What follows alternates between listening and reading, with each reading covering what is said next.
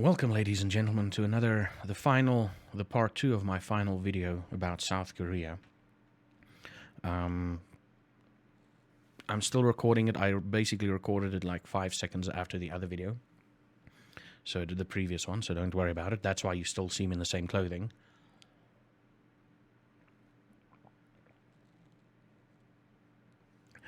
But yeah, the things that I've learned in South Korea. Right, let's get back down to it. The things that I've learned in South Korea.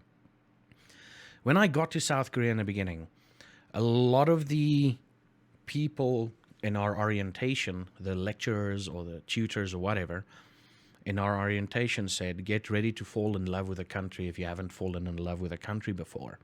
And I was sitting there going, sure, fall in love with a country. What weird concept is that? And I got to agree with them. I realized what it was like to fall in love with the country. I've realized, what I now realize is that I've left a bit of me back in South Korea. A huge chunk of me, as a matter of fact, back in South Korea. It was so much fun being there. And I believe that before I went to Korea, I wasn't that much of a good person, you know? I was this person filled with anger and hate and everything. And I hated everything in general. Korea broke down those walls. And I learned what it was like just to love the normal things, quote unquote, if you know what I mean. The normal things. I mean, the beauty of a sunset, the beauty of a sunrise, the quietness in Korea that you experience when the sun rises, you know, the silence, the blissful silence. To contrast that to South Africa, I wake up in South Africa and it's constant noise.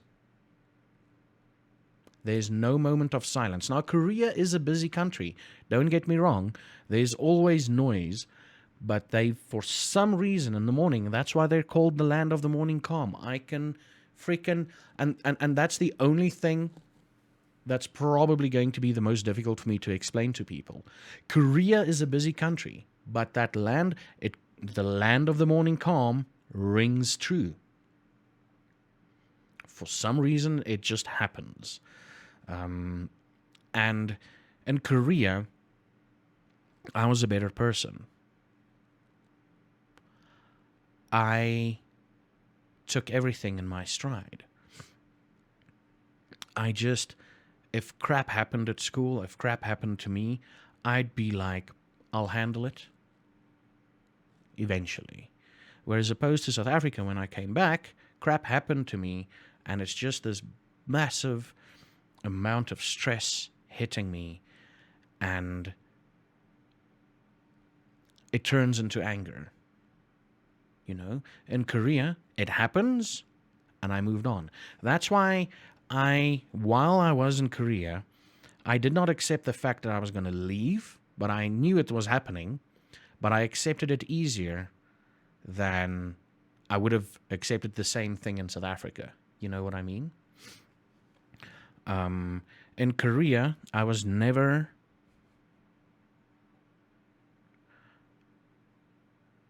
alone. Okay? And I'm not talking about alone in the sense of I've always had friends, and in South Africa I don't have friends. No, I had friends both in Korea and here. I had friends in Korea where I would walk out. Some days I had to plan my trip to my school, that odd half a kilometer walk to the bus station. Well, it's less than a half a kilometer walk, but let's say about 400 meters, 300 meters walk to the bus station. I had to plan to walk at least half an hour to an hour earlier than what I normally would do, because either the restaurant owner below me would ask me to drink a cup of coffee before I go, or someone, there was like, especially at the end, under beneath the one hotel on the first floor, or ground floor as we call it, but on the first floor in Korea, there was a coffee shop, and there usually was like, there was a friend of mine that taught at a school, but he would stop there for coffee. So I would literally stop over either at the restaurant owner, the landlord, drink coffee with him, or I would literally just walk past and I would just hear my name being screamed, and I'd walk over across the street to the hotel area, the motel area, and grab a cup of coffee with him before I'd go to school. So I'm not talking about friends and everything, that sense of aloneness. In Korea, I was never alone because I was in Korea. Whereas in South Africa, I'm so fucking alone because of South Africa. I wonder if that makes sense to anyone. In Korea, I would hang out with friends and I'd have a grand time. I'd have a brilliant time. And, I'd be happy. I'd say probably it's not alone. The best way I can describe it is I was alone, but it was probably more of a state of happiness, right? That I experienced in South Korea while hanging out with friends. Whereas in South Africa, like, I would hang out with friends in South Korea. I would hang out with friends in South Korea, and I wouldn't feel alone. You know what I mean? A sense of loneliness. But in South Africa, I would hang out with friends, but in the back of my mind, it says, remember, you're still alone. Whereas in Korea, that back of my mind voice didn't occur once. But in South Africa, it was like, remember, Zaffa, you are alone. And I'm hanging out with friends and having a ball of a time here, having a lot of fun. But in the back of my mind, that constant reminder that I am alone. As opposed to Korea, where I would hang out with my friends, have a ball of a time, get to my apartment or my motel or wherever I was staying. Even on the days that I wrote exams, I felt less lonely in South Korea than I did in South Africa. Yeah. Even when I was lost in South Korea, the days where I went and got lost on purpose, I felt less lonely than in South Africa. Korea taught me how to love. South Africa taught me how to hate. Korea made me, like I said in the beginning, I was in South Africa, I was a very hateful person and everything, and a very angry person. Not hateful, but a very angry person. Korea broke down those walls, and I was a loving person in Korea. I came back, and I'm probably somewhere around 10% of that lovingness, the lovingness that Korea taught me is still with me, but the rest is all anger and frustration while I'm here. I learned how Korea taught me how to deal with things for the most part. Korea was my lifesaver. Korea saved my life.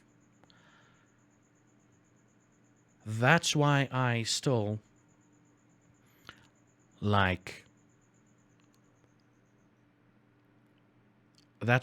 cling to the idea of Korea. Now, yes, sure, I'm looking back at Korea through nostalgia glasses and whatever, rose-tinted nostalgia glasses, but Korea was just, bar none, the best 2 years of my entire life. Okay? It was the best 2 years that I've had in my entire life. Remember, when I went to Korea, I had 30 plus years of living behind me. And for the first time in my life, I was truly, truly happy. And that was it. That was Korea. That is Korea. Korea taught me that there's different chapters in life. And sometimes those chapters end. And they end forever. But some of those chapters just ends for now. And I really hope that Korea Chapter 2 is in my future. I'm working towards it. I'm trying to achieve, I'm trying to figure out ways to get back to Korea, because Korea is where I belong. I don't belong in South Africa. I belong in Korea. My heart, my soul, everything tells me that I belong in Korea. I still have dreams 6 years down the line. I still have dreams of occurrences that happened in Korea. And it happens at the very least once or twice a week. It'll probably happen again tonight when I go to bed. Korea has gotten a piece of my soul.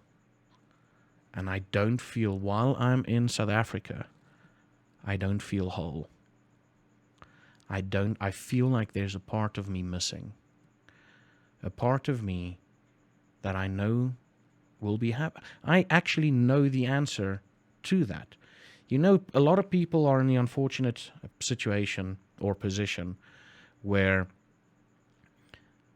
they feel like something's off, but they don't know what. I'm in a fortunate situation where I know. I feel something is off and I know what it is. Korea, there's no words. There's no words. I can sit here and ramble on for 4, 7 hours, 10 hours, and I still won't be able to explain to you what Korea means to me or how I feel about Korea. So now you've got to sit and have a 30-odd minute video, 2-parter video, and still be like, but you didn't persuade me. There's no way that I can persuade you. Korea is a part of me, and I am a part of Korea. That's all it boils down to. I love the country. The country is one of the most beautiful places I've seen in my entire life. And I've literally been to the woods that inspired J.R. Tolkien to write, that inspired Lothlorien in J.R. Tolkien. I've literally been to those woods. You know? And still, Korea is better. South Korea will always have a piece of my heart. And I hope to one day return to Korea. And I think if ever you guys get to see me in Korea, you'll see the amount of, you'll almost immediately notice a change in me. That's what a lot of people told me. The moment I went to Korea, like, my demeanor changed, my smile became truer than it actually was. Like, here in South Africa, it's basically a fucking fake smile, a fake smile. And in Korea, for the first time, just keep this in mind, okay? For the first time in Korea,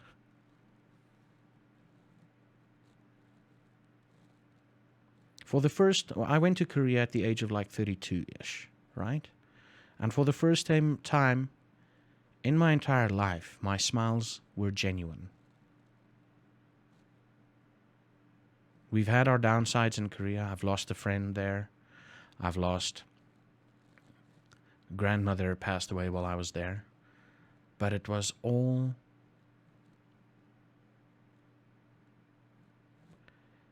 it happened. I was sad and everything. But for an entire 2 years, I was on a euphoric high of being in Korea. Even on the days where I hated walking around in that humid heat, it was still better than one day here in South Africa. On the days where I would go out and the humidity is so high that you're literally drinking the air,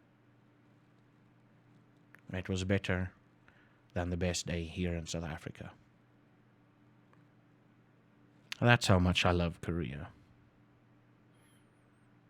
And I want to say, Korea,